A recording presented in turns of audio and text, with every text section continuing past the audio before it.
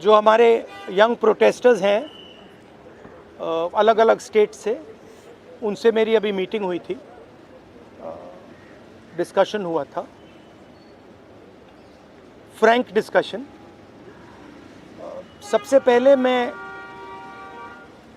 इनके जैसे जो हज़ारों यंगस्टर्स हैं, इनका और उनका धन्यवाद करना चाहता हूं कि ये कॉन्स्टिट्यूशन के लिए लड़े, एजुकेशन सिस्टम के लिए लड़े और इंडिया के फ्यूचर के लिए लड़े। मेन डिस्कशन वायलेंस पे था, हिंसा पे था, और इनका कहना है कि इन्होंने किसी पर हिंसा नहीं की है, मगर इनका नॉन स्टॉप हरासमेंट हो रहा है, इनको धमकाया गया और इन पर लाठियां चलाई गई, इनको मारा गया। तो मैं चाहूँगा कि दो शब्द ये भी बोलें।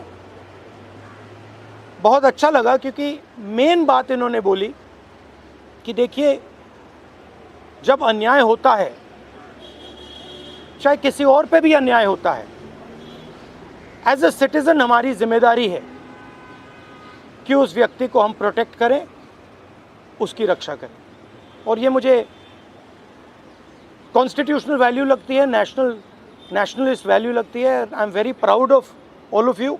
I am very proud of every single young person who has done this.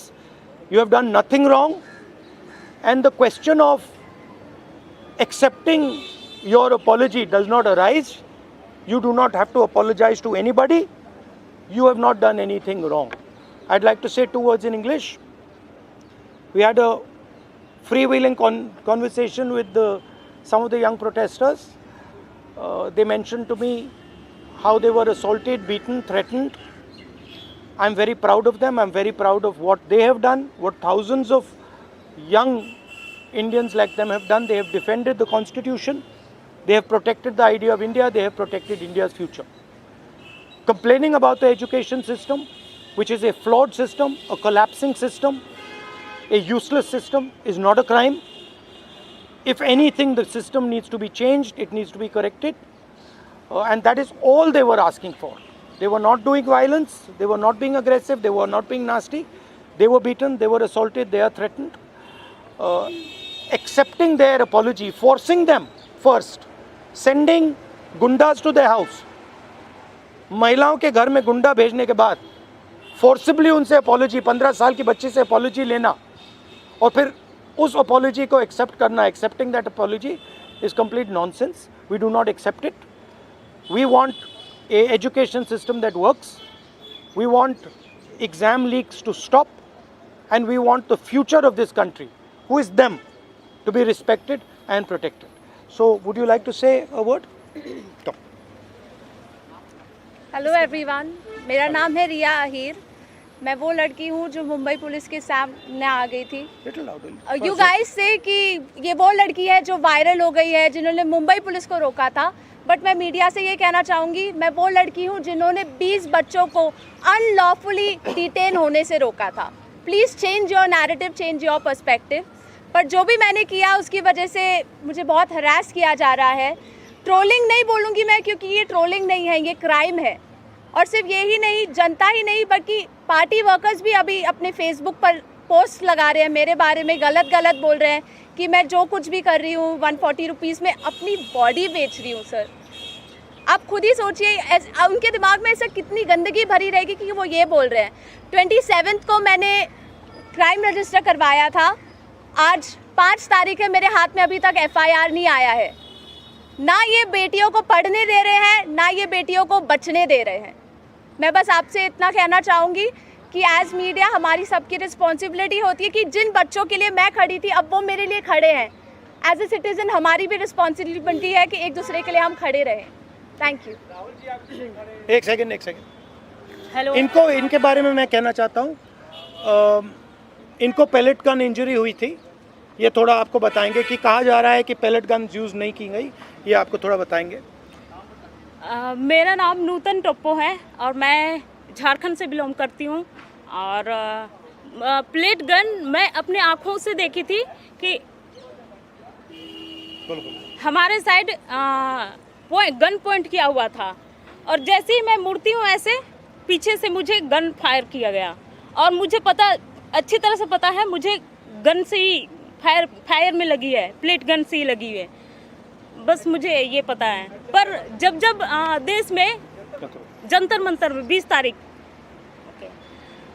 और जब अन्याय के खिलाफ हमें खड़ा होने का मौका मिले, हम खड़ा होंगे जरूर। मैं फरहनाज उत्तर प्रदेश से आई हूँ।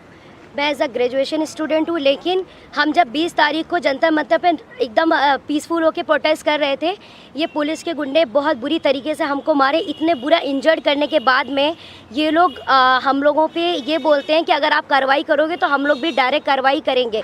देन उसके बाद भी जब इनसे ये नहीं बना तो ये लोग कहने लगे, ये पुलिस का कहना था कि इनका नाम क्योंकि मुसलमान नाम से इन लोगों ने जज किया कि मैं फरहनाज। पहले इन्होंने मुझे मारने के बाद बस में बिठाया, 3 घंटे तक लिटरली रखे, और फिर उसके बाद बोलते हैं कि नाम क्या। मैंने कहा फरहनाज। इनकी लिस्ट अलग बनाई जाएगी क्योंकि ये लोग देशद्रोही हैं। तो सर, अगर हम लोग शांति से प्रोटेस्ट कर रहे हैं, क्या हम देशद्रोही हैं? क्योंकि हम लोग नॉर्मल लगा रहे थे वंदे भारत और भारत माता की जय, उसके बावजूद भी हम लोग को मारने के बाद देशद्रोही बोलते। तो ये इन्होंने हमारे साथ किया। उसके साथ साथ सोशल मीडिया पे लगातार आ रहा है कि अरे ये लोग सिर्फ देशद्रोही पना करने गए थे।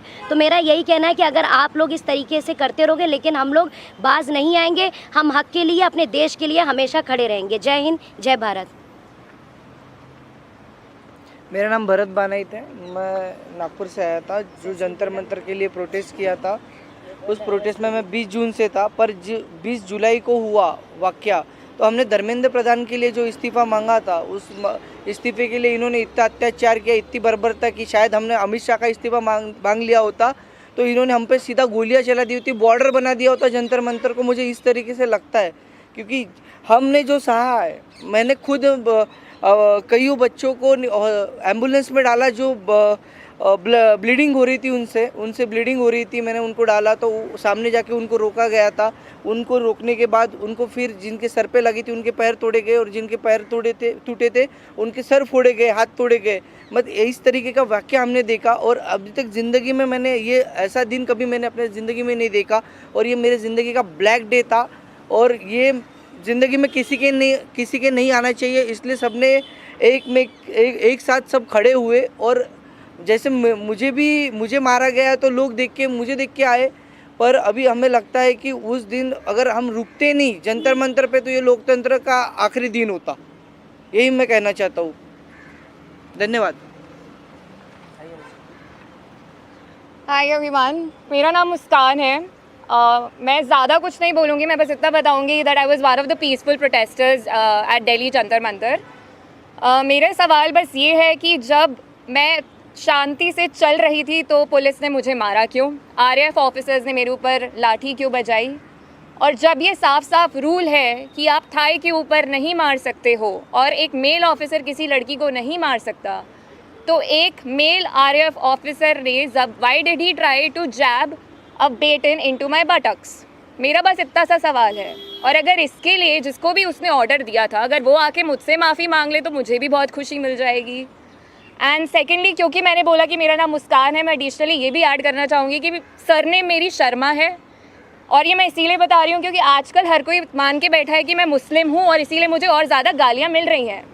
And that does not tell anything about me, but that tells a lot about the narrative जो इस कंट्री में अभी सेट हो रहा है, कि अगर इसने सरकार के खिलाफ बोल दिया तो ये तो मुस्लिम है, और जैसे ही आप किसी को मुस्लिम बना देते हो समहाउ वो अपने आप ही एंटी नेशनल कैसे बन रहा है।